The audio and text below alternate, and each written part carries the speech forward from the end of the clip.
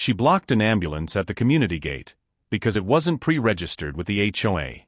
While I was doubled over in pain, she quoted bylaws and refused to let paramedics through. But what happened next? Even Karen Wilkins, the most feared woman in the neighborhood, never saw it coming. If you think HOA power trips can't get any worse, wait until you hear how Karen tried to stop emergency responders with a clipboard. Hit like, subscribe, and stay to the end to hear the full downfall of Oakwood Estates' most feared woman. When he first moved into Oakwood Estates, it felt like stepping into a postcard. Perfect lawns, silent sidewalks, and a community pool that sparkled like something out of a vacation brochure. But nestled behind the smiles and garden hedges was a far less idyllic reality, one ruled with an iron grip by the Homeowners Association, led by its self-appointed queen, Karen Wilkins. On the surface, Karen looked like any other suburban neighbor: cardigans, sneakers, a fixed expression of disapproval. But beneath that mild exterior was a control freak with a clipboard and an obsession with rules so intense it bordered on pathological. From the moment he moved in, she zeroed in on him. 1 week in, he was slapped with a violation notice for leaving his trash bins at the curb 12 minutes past the deadline. Then came another. His grass had grown slightly beyond regulation height. And the final insult?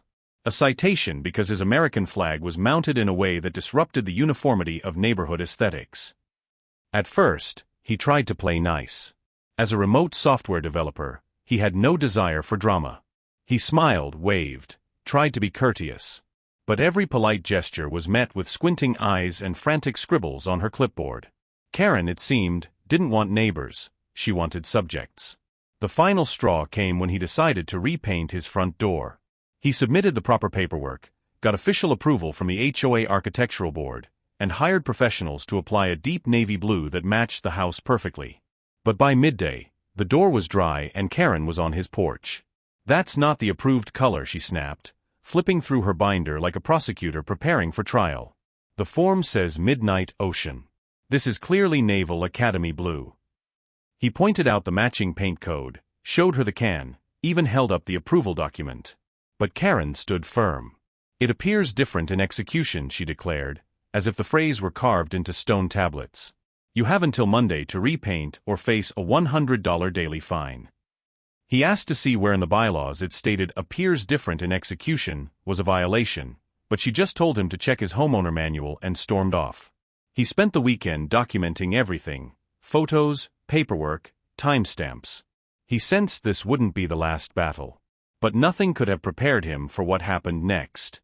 2 months later, he woke up at dawn doubled over in pain. A sharp stabbing sensation gripped his side, and he could barely make it to the bathroom. With a history of kidney issues in his family, he knew this wasn't something to wait out. His doctor confirmed it might be a kidney stone and urged him to call 911 if the pain intensified. Trembling, he did. The dispatcher was calm, promised help was on the way. He managed to unlock the front door and collapsed on the couch.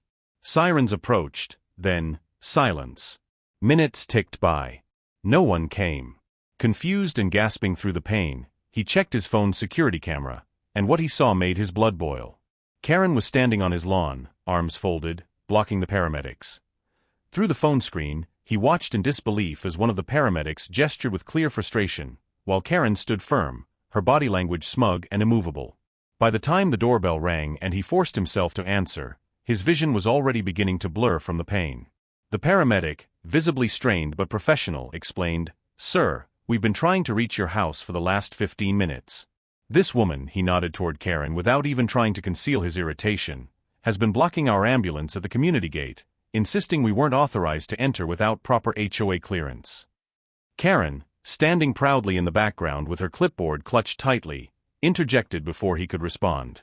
"Ambulances must be pre-registered with the HOA office. It's a matter of community security.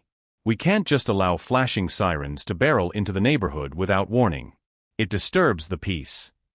The paramedic glanced at her like she was unwell, then turned back to the man and said firmly, "Sir, we need to get you to the hospital. Can you walk or do we need the stretcher?" Karen stepped forward again, this time positioning herself between the doorway and the EMT. "Before he goes anywhere," she said, "we need to address the ongoing violation regarding his landscaping service being here last Tuesday outside the permitted hours." He blinked through the fog of pain, stunned at what he was hearing. Gritting his teeth, he pulled out his phone and began recording. "Karen," he said, voice trembling, "this is a medical emergency. Step aside." Her lips curled in disdain. "It's Mrs. Wilkins," she corrected. "And I am the elected president of this association. I have a duty to uphold the rules, even now." The second paramedic had had enough. He approached, eyes blazing. "Ma'am, interfering with emergency medical response is a criminal act. We are legally allowed to access any residence in a crisis. Step aside or you will be arrested." Her face turned bright red. "Do you even know who I am? I've been HOA president for 7 years. 7. Nothing happens in Oakwood Estates without my signature." That was the last thing he heard before his body gave in. The pain overwhelmed him. His legs gave out and the paramedics caught him just in time, easing him onto a stretcher while calling for police backup. Even as they wheeled him toward the ambulance, he could hear Karen still ranting, clipboard in hand, demanding that unauthorized medical transportation be logged with the board. Just as the stretcher reached the vehicle, a police cruiser pulled up. The officer exited calmly, surveyed the situation, then listened as the EMT quickly recounted the delay, including Karen's obstruction. Still clinging to her clipboard like a lifeline, Karen launched into a detailed list of every supposed infraction he had committed during his 3-year residency, from fence height discrepancies to this very emergency call. "Ma'am," the officer interrupted, voice flat and authoritative, "step away from the ambulance." Karen blinked. "I'm simply enforcing the rules. Rule 37.5 clearly states all emergency services must check in." "Ma'am," the officer cut in again, sterner this time, "state law overrides your HOA guidelines. Interfering with emergency responders is a Class A misdemeanor. Now step back or you will be taken into custody." Any reasonable person would have surrendered. But Karen had crossed into a realm beyond reason. As the ambulance driver tried to pull away, she moved in front of the vehicle like a human barricade, raising her hand in some demented parody of a traffic officer. The officer wasted no more time. Calmly but decisively, he moved in, handcuffed her, and began reading her rights as she screamed about bylaws and standards. The last thing he saw before the ambulance doors closed was Karen being led to the cruiser, shouting that she would have everyone's jobs when this was all over. Her clipboard lay forgotten in the grass. The ambulance raced toward the hospital, and though the pain in his abdomen was blinding, a surreal sense of disbelief lingered in his mind. Had that actually happened? Had a woman truly delayed emergency medical help because of her obsession with HOA policies? The answer was yes, and the worst part, he wasn't even surprised. At the hospital, tests confirmed his fears. A large kidney stone was causing severe blockage and needed immediate removal. The pain, the delay, the sheer absurdity of the morning, it all came crashing down as he was wheeled into surgery. 2 days passed before he was stable enough to be discharged. When he finally returned home, still weak but grateful to be alive, he expected to slip quietly back into his usual routine. But Oakwood Estates had changed in his absence. The story had spread like wildfire. Neighbors who had once nodded politely in passing were now stopping in their tracks to wave, to ask if he was okay, to whisper their own stories. His phone buzzed non-stop, texts, voicemails, even emails from people he barely knew, all offering support. Many of them included phrases like "you were brave to record her," or "she did the same thing to my cousin when their moving truck arrived 10 minutes early." But what struck him most were the stories. One woman confided that Karen had fined her for drying beach towels on a railing for excessive outdoor fabric exposure. A father shared that his son's birthday decorations were forcibly removed because they hadn't been pre-approved. It was as if Karen's downfall had opened a floodgate of pent-up frustration. But this wasn't just gossip anymore. Legal consequences had begun to take shape. Karen was officially charged with interference in emergency services, a criminal offense that carried the weight of potential jail time and a hefty fine. While her attorney worked behind the scenes to negotiate a deal, the HOA board called an emergency meeting. Word spread fast.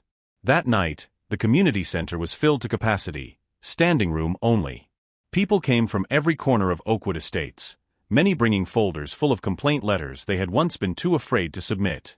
Some even brought copies of fines they'd paid without protest, all bearing Karen's signature in aggressive black ink. The atmosphere in the room was electric. One by one, residents stood up to speak, not just about Karen's abuse of power, but about the fear and resentment she had sown over the years. When the board finally called for a vote on whether Karen should be removed from her position and permanently barred from serving in any HOA capacity, the result was unanimous. The crowd erupted in applause, not in celebration, but in relief. The reign of Karen Wilkins was over. That should have been the end. But karma, it seemed, had more in store. The day after the vote, word came that her employer, an upscale real estate agency that specialized in high-end communities, had learned of the arrest. They had already received multiple inquiries from clients demanding explanations, and the story had begun making waves online. The agency, in full damage control mode, placed her on immediate unpaid leave pending an internal review. The same woman who had once boasted about her influence over property values was now seen as a liability. Later, through a neighbor who worked in the same building, he learned about the meeting between Karen, her attorney, and the agency's HR director. She had walked in expecting a defense. What she got instead was a list of consequences.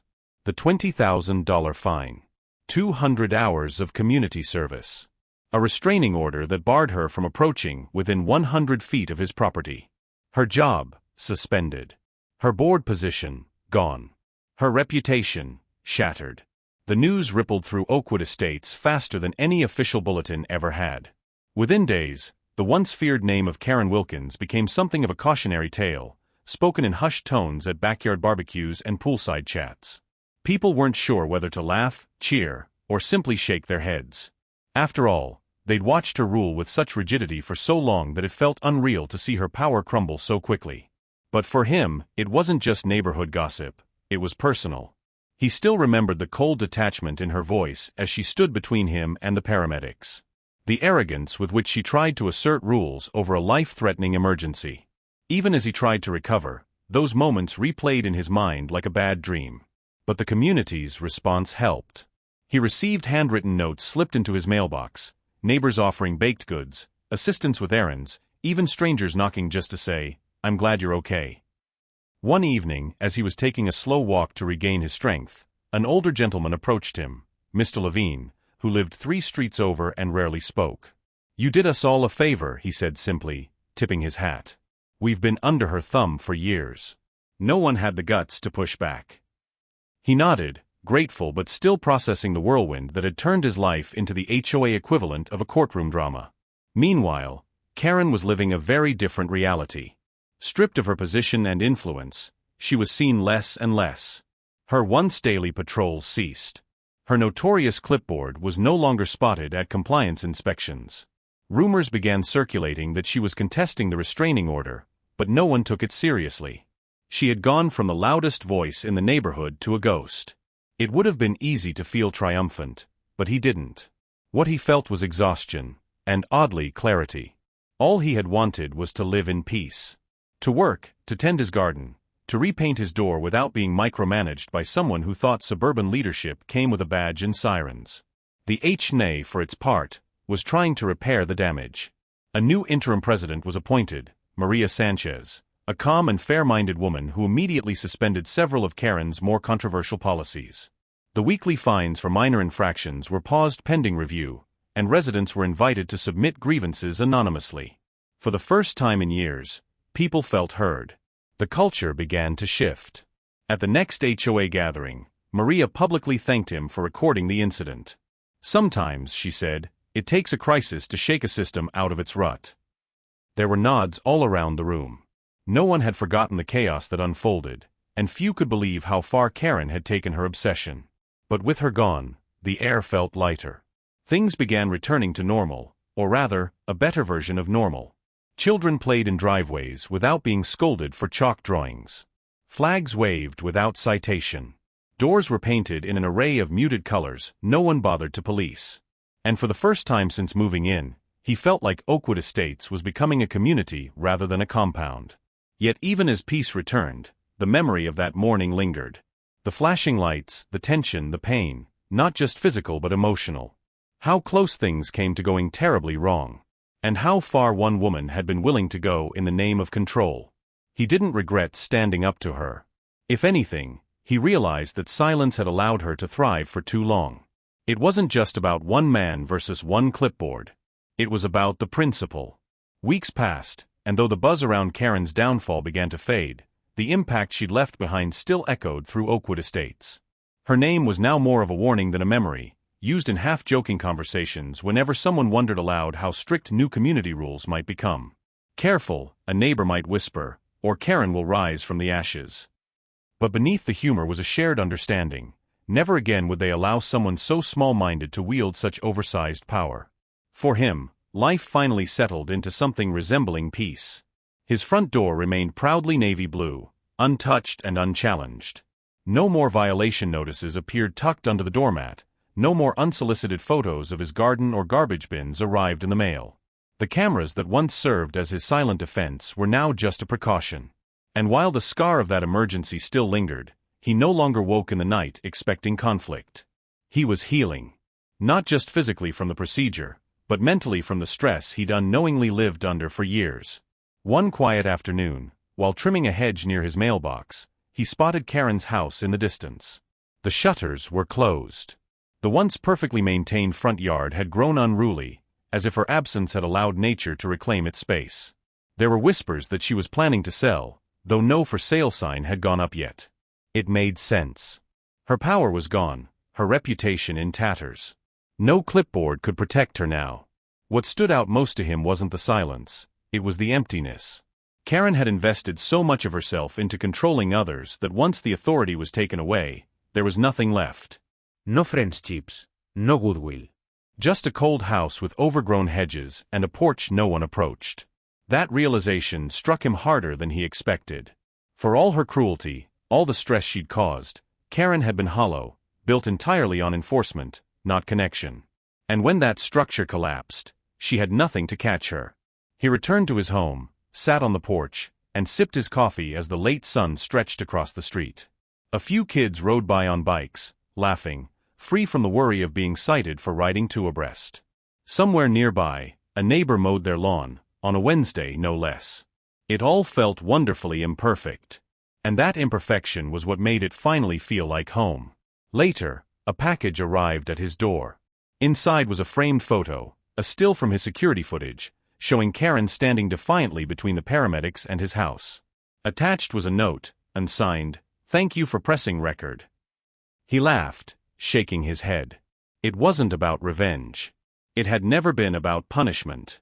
It was about boundaries, about dignity, about the right to exist in one's own home without fear of retribution over paint shades or trash bin schedules.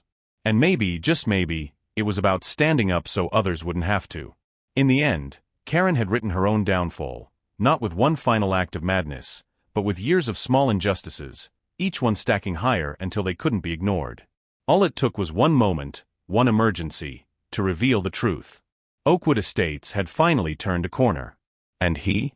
He was no longer just a quiet man behind a computer screen. He had become, unintentionally, the reason the neighborhood could finally breathe.